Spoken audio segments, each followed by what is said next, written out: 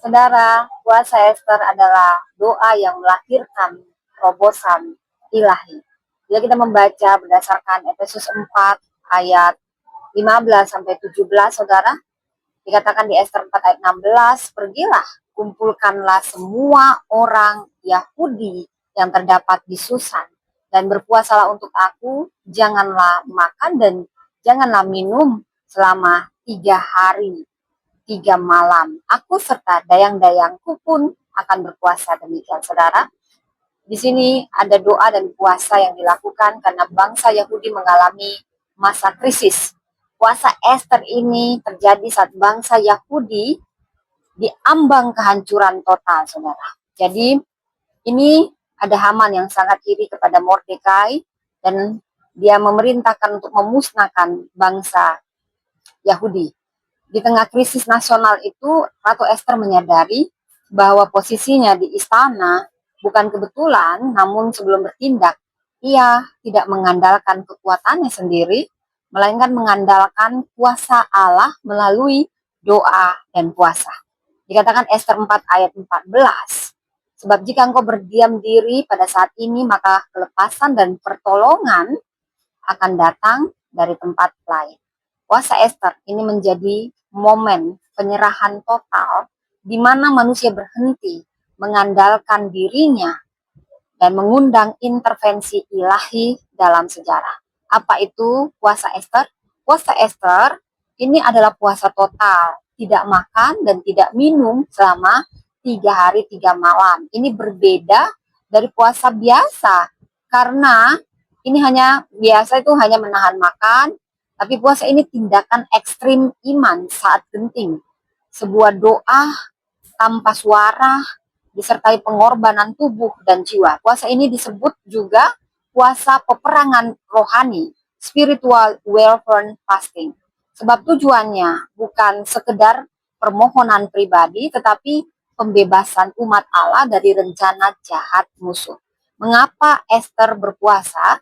Karena ia tahu bahwa tanpa Tuhan, pintu istana tidak akan terbuka. Ia tahu bahwa ini bukan sekedar urusan manusia, melainkan urusan kerajaan Allah. Ia tahu bahwa doa dan puasa dapat mengubah keputusan yang tampaknya tak bisa diubah. Ester memilih berpuasa sebelum bertindak sebab setiap langkah besar iman harus didahului dengan persekutuan yang dalam dengan Tuhan. Bagaimana doa dan puasa ini bekerja, saudara? Doa dan puasa ini bukan alat memanipulasi Tuhan, melainkan doa dan puasa ini sedang menyelaraskan hati kita dengan kehendak Tuhan. Ini membuka mata rohani kita untuk melihat rencana Allah. Ini untuk menundukkan daging kita agar roh kita peka terhadap pimpinan Roh Kudus. Yesaya 58 ayat 6, inilah puasa yang kukendaki, supaya engkau membuka belenggu-belenggu kelaliman dan melepaskan tali-tali kuk. Saudara, Mazmur 35 ayat 13 berkata, aku merendahkan diriku dengan berpuasa dan doaku kembali ke dalam dadaku. Jadi doa dan puasa adalah cara Allah memperlengkapi kita untuk waktu seperti ini. Melewati tekanan, kesesakan, dan peperangan rohani. Ada beberapa jenis puasa dalam Alkitab.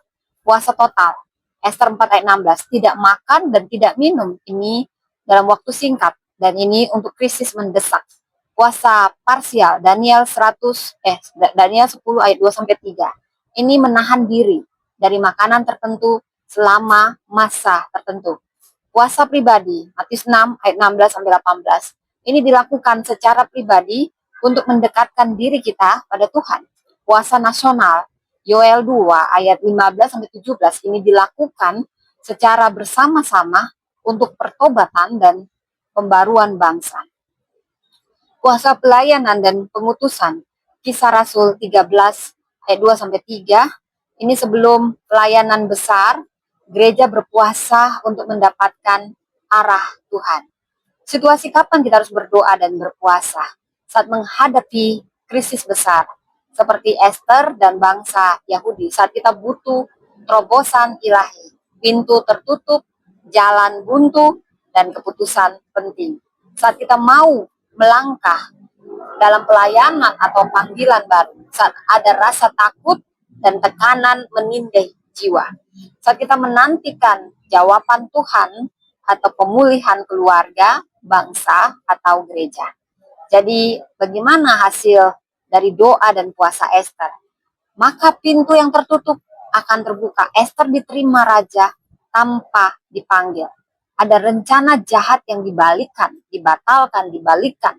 Justru Haman yang digantung di tiang yang disiapkannya awalnya untuk Mordekai, akhirnya dibalikkan, dia yang digantung di situ. Inilah dahsyatnya kuasa doa puasa. Dan bangsa diselamatkan. Hari Purim ini dirayakan untuk mengenang pembebasan ini. Doa dan puasa itu akan menggeser sejarah. Dari kutuk menjadi kemenangan. Dari kematian menjadi kehidupan.